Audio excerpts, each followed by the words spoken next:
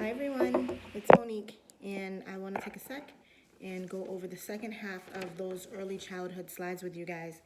So this is going to highlight chapter 8, okay, and look primarily at psychosocial development during ages 3 to 6. All right, so the first thing the slides talk about are self-definitions and how they change from very rigid and they become a little bit more flexible, right? So kids oftentimes, they feel like it's kind of all or nothing, right? But towards the end of this, they can see like, listen, I'm not, like if they do bad in math or something like that, they struggle in math. Maybe they end up feeling like, hey, listen, I might have a hard time with math, but guess what? I'm really good at jumping jacks or reading, so they're able to see themselves in different lights.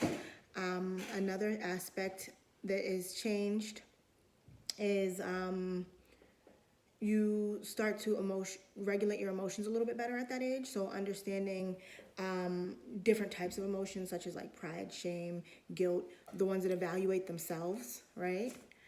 So another change that we see at that age is this is when we see that Erickson stage. So we're seeing that initiative versus guilt. They want to do things to meet their goals, but they have some anxiety about doing it, right? And what that means to them and what's expected, things like that.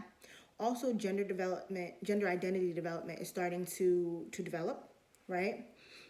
And you see differences in children in the way that they play. So, and you guys can think back to your own childhoods, even if it didn't pertain maybe particular to you, maybe the people around you, like your classmates. Boys tend to play a little bit more rough, so you see boys at this age engaging in like the tags or the football games or whatever, things like that. Whereas girls, they're playing more verbally and people have roles at this age. So maybe this is where you see kids playing like house or jump rope. We have those songs that we sing during jump rope. Remember that, guys? And then you also see a difference in the type of toys that children at this age play with. So we spoke a little bit in the past about like gender stereotypes, but now I want to talk to you guys about gender roles and gender typing as well. So let me just give you a couple of definitions. So gender roles are what each sex stereotypically should be good at doing, right? So like for instance, women cook, men take out the trash, women take care of babies, men fix the cars, right? Those things, those are more like gender roles, okay? Gender typing, this is how a child learns their role. So we do this pretty immediately through like things like gender reveal parties, right? If we bust the balloon and it's blue confetti, we know it's a boy. If we set the firecrackers off and it's all pink, we know it's a girl, right? Even like bringing things up to the hospital or you're gonna bring feminine things for girls and masculine things for boys, right? Even like certain labels that we use, like, oh, you're a pretty little princess, or you're such a tough macho man, right? Gender stereotypes are what we think about the roles of being male versus female and how they should behave. So like men should be strong and mean and stoic, right? And females should be dainty and nice and really compassionate and things like that. I will upload a video highlighting the Oedipus and Electra complex for you guys. It's kind of a lot to unpack, okay? So I'll definitely upload a video for that. When we start talking about gender and Kohlberg's theory, right? He basically said that children go through 3 phases, right? So the first stage is gender identity, and this is when they're understanding of their own gender. So in a traditional sense, I'm a boy, I'm a girl, okay? Then through like gender stability, that's the next one. That's when children understand that gender doesn't change based on like appearance. So like I could leave this room and come back and have a low haircut and I would still technically be a female or a woman or a girl or whatever, right? Gender consistency is when children acknowledge that a girl will always remain a girl forever and in fact will turn into a woman, and a boy will always remain a boy forever and in fact turn into a man. So I think that right there we also have a lot to unpack with that as well, especially given the fact that we now have an understanding of what gender actually means, right? So it'll be interesting reading you guys' papers and things like that, highlighting things like that. So their play actually has a lot of different roles, and it helps children to develop. It helps children to learn. It helps them to collaborate. It's amazing the type of things that play actually contributes to. There are different types of play that your book highlights. So one type is functional play, and this is when children are using those large muscle groups to play. These are things done through like jump rope or playing catch, right? Constructive play is another one, and this is when children are using objects to build things, so Legos, Play-Doh, maybe even like sand, right? Children are using things, even like drawing, right? And we also have dramatic play, and this is when there are roles and storylines, so this is where you see children play like doctor or house or school, right? So children at this age, early childhood, are doing that. There are also different dimensions of play. And there's a bunch of them, and it's your slides go into them a little bit, but I just want to kind of expand on them, okay? So the first one we have is unoccupied behavior, and that's when a child is just observing, okay? Not interacting, just observing with the children who are playing near them. And then we also have onlooker behavior, and this is when they might watch the other child and might talk a little bit about it, but they're not really interacting. Then we also have solitary play, which is exactly what it sounds like. It's when children play by themselves, and they almost kind of seem like they're in their own isolated bubble or isolated world. Parallel play is when you see children, and even though they're not playing together, they're kind of playing beside each other, and they're doing the same things, but they're not playing with each other. Okay, so almost kind of like copying, but it's a little different from that, right? Associative play is it's more like a sloppy type of playing. Like, it's when kids are playing together, but there's no rhyme or reason. They're just going for it and they're having fun, and there's not really any roles, no structure, nothing's organized. It's just sloppy. Okay. Cooperative play, this is when children are playing together. Everybody knows their roles and is very organized. And you see this with a lot of children who are like, you'll see like maybe that bossy child, right? And they're kind of leading the group and saying, no, well, you're going to be the mommy. And no, you have to stay home because that's what the little sister stays home, right? Or something like that, right? And then there's a combination that you see with shyness, and it's almost like a combination between that unoccupied behavior and onlooker behavior, okay?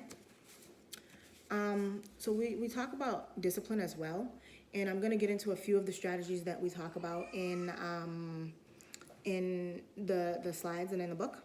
So the first thing we want to highlight is corporal punishment, and that is when you're using physical force or means like that to punish children. Now, it doesn't always have to be a spanking, sometimes it is, but we have other things that are encompassed in corporal punishment, such as like if you've ever heard of like the punishment of kneeling on rice or kneeling on grits. It's very painful. It's like literally you get on your knees on top of the rice or on top of the grits, and it hurts really bad, right?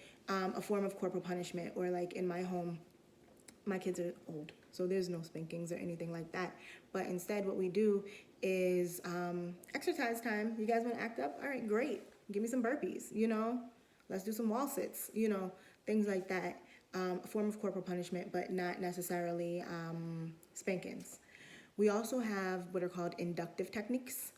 And with these inductive techniques, basically what you're doing is you are explaining why the child did something wrong, implementing an alternative, and working with them. Okay, so this is a really, really great way of working with children, because it explains what was wrong, how can I change moving forward, and what can I do, right? So every parent should aspire to try and do inductive techniques.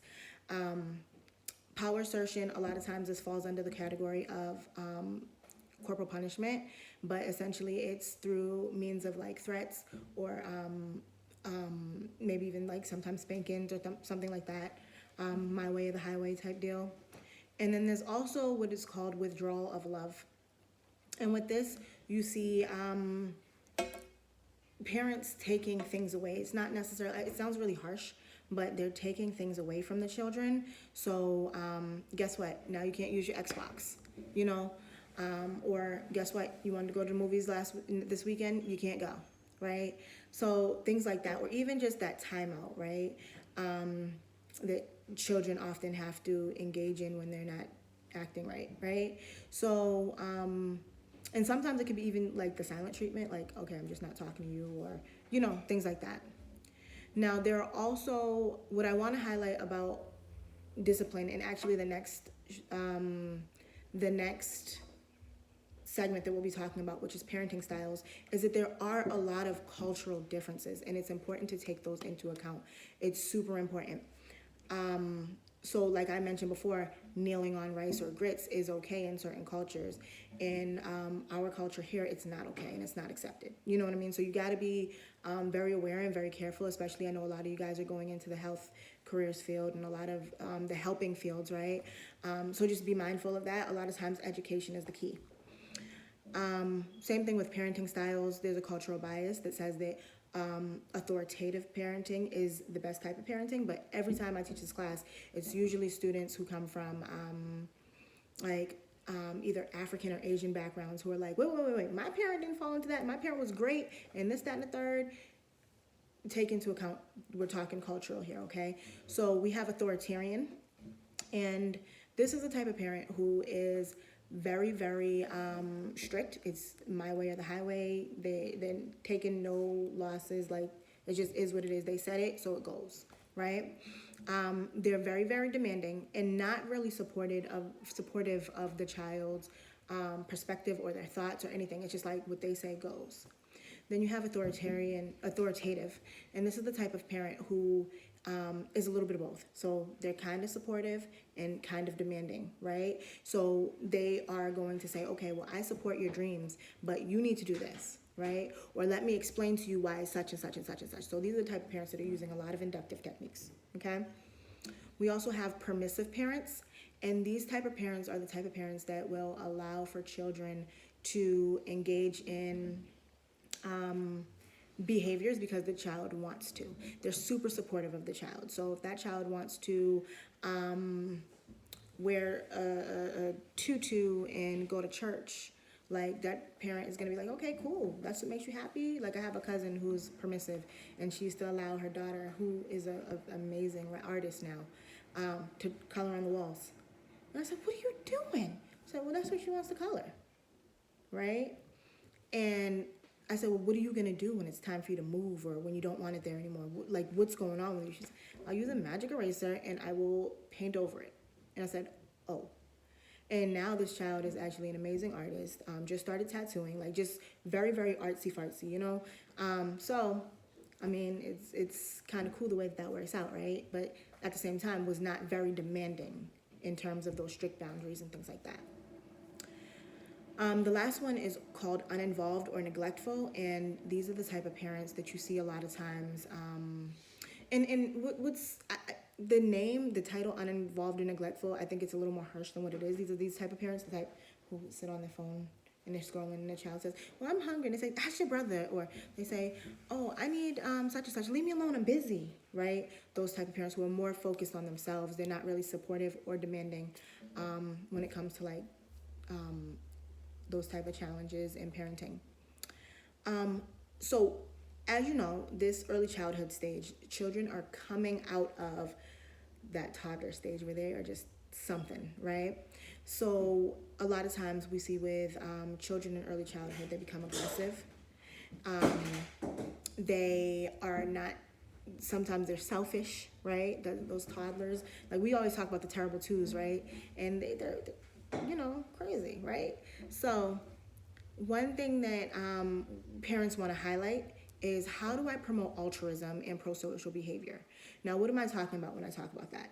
I'm talking about doing things that are nice for other people, looking out for other people, just being a better person, I guess, right? And the thing about it is, it usually, well, it does come at the cost of you losing something when you do this. So like, if we think about some of the altruistic behaviors that we engage in, Like if you walk by somebody who might be homeless or asking for money or something like that, even if you have $1 million in the bank and you give them $1, it still costs you that $1. Now you have a million minus one, right? So even though it's not a big deal, it's still altruistic behavior. Same thing with like, I don't know, if you're babysitting, it's taking your time, right? Or if you are just spending time with somebody or whatever. Sometimes altruism comes in many different forms, and we have to understand that. So one thing that happens in early childhood is as kids come out of that toddler phase, parents are like, oh my goodness, I need to make this kid a better kid. How do I do that, right? So there are different ways that we kind of work with children to navigate that. And one way is that we curb their aggression. And there are different types of aggression. So we're going to primarily talk about instrumental aggression. That is an aggression with a type of aggression with a goal. And instrumental, I'll talk about a few different types, but basically, you're not just being aggressive for no reason. You're doing it to reach a goal. Like for instance, I was in a meeting a few minutes ago. My little one was screaming, right? He wanted more applesauce. He had a goal. He was being aggressive, but he wanted more applesauce, right? So that was the goal. Or sometimes the goals are like manipulative, or sometimes they just look different ways, okay? So with boys, we often see what is called overt or direct aggression. And with this type of aggression, it's more like threats, very direct. It's like, if you don't give me that toy, I'm gonna hit you, right? That's kind of what you see with little boys. With little girls, you see relational aggression. And this is a more of a manipulative type of aggression, where it's like, and especially those of you who are girls or either have daughters or been around girls, young girls at this age, a lot of this, you're not going to be my best friend no more if blah, blah, blah, blah, blah, right? Or I'm going to tell on you if blah, blah, blah, right? So that's what you see a lot more with girls. At this age, we had mentioned it before, sibling relationships are still very conflictual.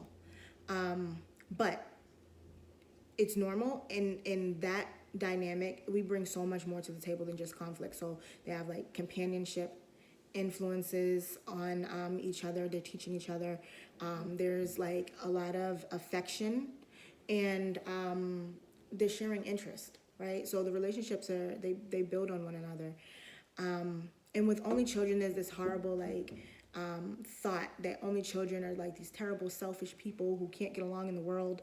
And I remember feeling that way about my son when he was an only child. But statistically, that's actually not the case. In fact, only children are very well adjusted. And one of the reasons is because their parents know that they're only children. And so their parents put them in all types of clubs and programs and this and that. And then they always have their cousins over and they're always doing this or whatever. So that's something to keep in mind. Also, friendships at this age, although there is a shift in adolescence, at this age they're built on similarities such as gender as well as interest. So that right there goes over the 8th chapter of the book, which highlights psychosocial development in early childhood. If you guys have any questions, as always, just reach out to me. And I hope you enjoyed the video.